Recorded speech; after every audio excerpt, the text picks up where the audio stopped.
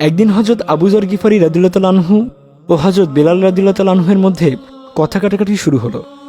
সেখানে রাসূলুল্লাহ সাল্লাল্লাহু আলাইহি ওয়াসাল্লাম ছিলেন না। কথা কাটাকাটির এক পর্যায়ে হযরত আবু যর গিফারী রাদিয়াল্লাহু তাআলা আনহু হযরত বেলাল রাদিয়াল্লাহু তাআলা আনহুকে বলে বসলেন, ইয়া ইবনুস সাউদা, অর্থাৎ এই কালো মহিলার বাচ্চা বা কালির বাচ্চা, যেভাবে মাকে নিয়ে সচরাচর গালি দেওয়া হয় আর কি। এ কথা শুনে হযরত বেলাল রাদিয়াল্লাহু তাআলা আনহু খুবই মর্মাহত হলেন এবং কাঁদতে আরম্ভ করলেন। তিনি সোজা রাসূল সাল্লাল্লাহু আলাইহি সাল্লামের কাছে গিয়ে কাঁদতে কাঁদতে বললেন, আমাকে আবু যর গিফারী রাদিয়াল্লাহু তাআলা আনহু ইবনুস সাউদা বলেছেন। রাসূলুল্লাহ সাল্লাল্লাহু আলাইহি সাল্লাম শুনে খুব রেগে গেলেন এবং সাথে সাথে একজনকে পাঠালেন আবু যর রাদিয়াল্লাহু তাআলা আনহুকে ডেকে আনতে। হযরত আবু যর রাদিয়াল্লাহু তাআলা আনহু আসার সাথে সাথে রাসূলুল্লাহ সাল্লাল্লাহু আলাইহি ওয়াসাল্লাম মুখ ফিরিয়ে নিলেন। আবু যর রাদিয়াল্লাহু তাআলা আনহুর মাথায় তখন আকাশ ভেঙে পড়ল।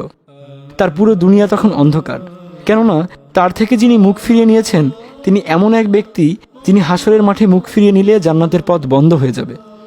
রাসূলুল্লাহ সাল্লাল্লাহু আলাইহি ওয়াসাল্লাম জিজ্ঞেস করে বললেন, তুমি কি বেলালকে এভাবে অপমান করেছ? তবে শুনে রাখো, ইন্নাকা ইমনুন ফিকা জাহিলিয়া, অর্থাৎ তুমি এমন একজন লোক যার ভিতরে জাহিলিয়াত রয়ে গেছে এখনও। কারণ জাহিলি যুগে উঁচু নিচু, সাদা কালো, ধনী গরিব, গোত্রের উৎকৃষ্টতার ভিত্তিতে সম্মান দেওয়া হতো।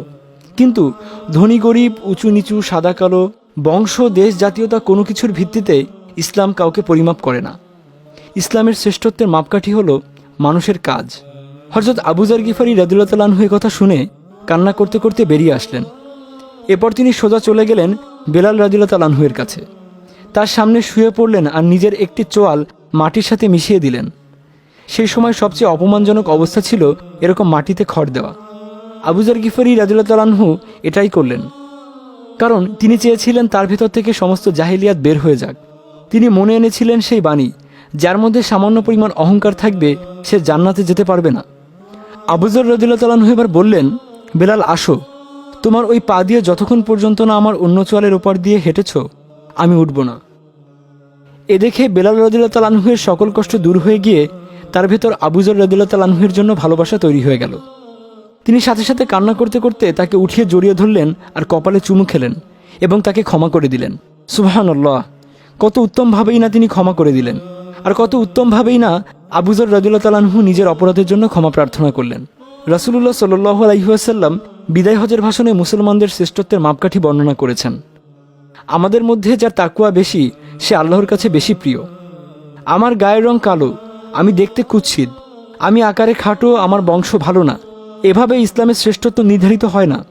রাসূল সাল্লাল্লাহু আলাইহি ওয়াসাল্লাম বলেন, আরবদের উপর অনারবদের কিংবা কালোর উপর সাদার কোনো শ্রেষ্ঠত্ব নেই, বরং যে যত বেশি তাকওয়াবান সে তত বেশি শ্রেষ্ঠ। আর তাই কাউকে এভাবে মূল্যায়ন করাও আমাদের উচিত নয়, বরং এসব অপমানমূলক কথাবার্তা বলা থেকে আমাদের বিরত থাকা উচিত। আল্লাহ পাক আমাদের সবাইকে সঠিক পথে পরিচালিত করুন। আমিন।